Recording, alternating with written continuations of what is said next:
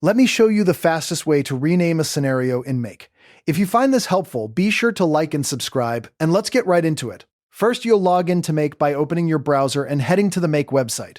Enter your login credentials and access your workspace. Once you're in, from the left-hand navigation menu, click Scenarios. This page displays all the automation scenarios in your organization, so take a moment to browse the list and locate the scenario you want to rename. Find its name and click on it. This will open the Scenario Builder, where you'll see the automation canvas and all its modules. At the top of the Scenario Builder, look for the current scenario name displayed in the header area above the canvas.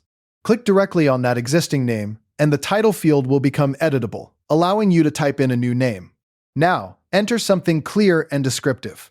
For example, instead of a vague title like Test, consider something like Lead Capture Automation, New Customer Welcome Workflow, Airtable to MailerLite Sync, or Weekly Report Generator. To keep things organized as your automation library grows, consider using a consistent naming convention.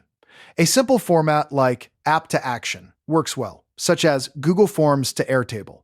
You could also use Department Workflow, like Marketing Newsletter Signup, or Trigger to Result, like Form Submission to Slack Notification. Whatever format you choose, keep names short but descriptive, avoiding generic names like Workflow 1 or Scenario A. A good name should immediately tell you and your team what the automation does.